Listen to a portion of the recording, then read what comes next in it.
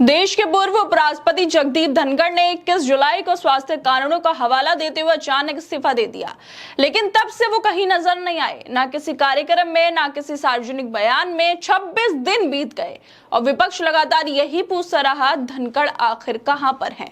जब विपक्ष जस्टिस वर्मा को लेकर महाभियोग लेकर आया संसद में और धनखड़ ने उसे मंजूर कर लिया, तो कहा गया कि महाभियोग के जवाब में धनखड़ को इस्तीफे की कीमत चुकानी पड़ी। जस्टिस वर्मा के खिलाफ विपक्ष जो महाभियोग लेकर आया था, वो भारतीय राजनीति में एक बड़ा घटनाक्रम बन गया। और इस पूरे घटनाक्रम का सबसे चौंकाने वाला मोड़ तब आया जब देश के उपराष्ट्रपति जगदीप धनखड़ ने अपनी हेल्थ का हवाला देते हुए इस्तीफा दे दिया। ये वही धनखड़ थे जो संसद में बार बार विपक्ष के सवालों और तेवरों के बीच अपनी सख्त और मुखर भूमिका के लिए जाने जाते थे।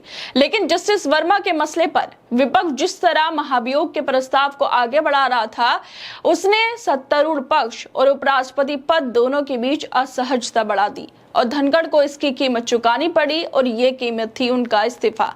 लेकिन सबसे चौंकाने वाली बात ये रही कि कॉन्स्टिट्यूशनल पोस्ट पर बैठे व्यक्ति का इस्तीफा देने के बाद ना तो मीडिया के सामने आए, ना ही किसी अस्पताल की तस्वीरें सामने आई, ना ही किसी प्रेस नोट या मेडिकल बुलेटिन के जरिए उनके तबीयत की जानकारी दी गई।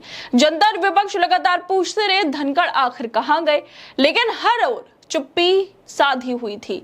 इतने बड़े पद पर बैठे व्यक्ति अचानक बीमार हो जाते हैं, पद छोड़ देते हैं और कोई अता पता नहीं होता। लेकिन अब जाकर ये बात पता चल गई है कि धनखड़ साहब ना तो देश से बाहर गए, ना ही अस्पताल में, वो आज भी वाइस प्रेसिडेंट एनक्लेव में ही रह रहे हैं, ठीक उसी जगह जहां पहले रहते थे।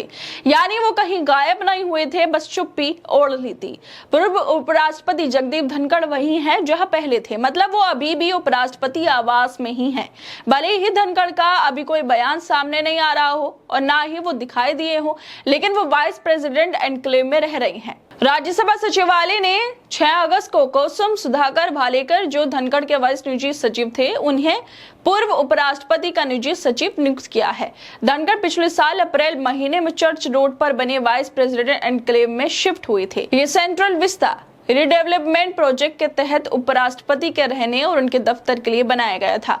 सवाल उठता है कि क्या वाकई किसी ने उन्हें स्वास्थ्य समस्या बताकर खतरे में डाल दिया था, या फिर महाभियोग के दबाव से इस अचानक गुमनामी का राजनीतिक इस्तेमाल किया गया। लेकिन जो भी हो, अब कम से कम इतना तो साफ हो गया है कि धनखड़ कहीं बाहर नहीं गए, बल्कि वहीं पर हैं जहां पर पहले थे। अब जब धनखड़ कहां है का जवाब मिल चुका है, तो आगे की चर्चा ये होनी चाहिए कि क्या ऐसे संकट की स्थिति में साफ और सार्वजनिक तौर से बीजेपी की सरकार को, गृह मंत्रालय को ये नहीं बताना चाहिए था कि धनखड़ कहां पर है। देश की जनता, विपक्ष बार बार यही पूछता रहा, लेकिन किसी ने जवाब नहीं दिया। धनखड़ साहब का आखिरकार पता तो चल गया कि वो कहां पर हैं, वहीं वाइस प्रेसिडेंट एनक्लेव में, जहां वो पहले से रह रही थी। लेकिन असली सवाल अभी भी जस का तस है कि उन्होंने अचानक इस्तीफा क्यों दिया, और उससे भी बड़ा सवाल यह है कि अब वो कुछ भी क्यों नहीं बोल रहे हैं। ना ही उन्होंने इस्तीफे पे कोई बयान दिया, ना किसी कार्यक्रम में हिस्सा लिया, ना ही किसी और राजनीतिक या संवैधानिक मुद्दे पर कोई टिप्पणी की। ऐसा लग रहा है कि मानो वो किसी दबाव में है, जैसे किसी ने उन्हें साफ शब्दों में कह दिया हो, अब कुछ मत बोलना, चुप रहो, या किसी बड़े पद पर बैठे नेता ने या किसी सत्ता से जुड़े व्यक्ति ने ये निर्देश दिए हो। ये सवाल इसलिए भी उठते हैं क्योंकि जिस शख्स ने उपराष्ट्रपति के तौर पर कई बार संसद में मुखरता से अपनी राय रखी हो, वो अचानक इतना खामोश कैसे हो सकता है।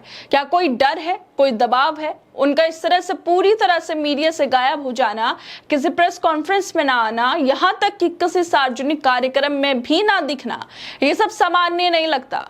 ये चुप्पी सिविक बीमारी की वजह से भी नहीं हो सकती। सवाल यही है, क्या लोकतंत्र में इतने बड़े संवैधानिक पद से इस्तीफे देने के बाद भी एक व्यक्ति को सच बोलने से रोका जा सकता है? और अगर ऐसा है तो ये खतरनाक बात है लोकतंत्र के लिए, राजनीति के लिए और देश की जनता के लिए। खैर दोस्तों, आप लोगों को क्या लगता है इस वीडियो को लेकर? हमें अपनी राय जरूर दें और बाकी तमाम खबरों को देखने के लिए जुड़े रहिए हमारे साथ।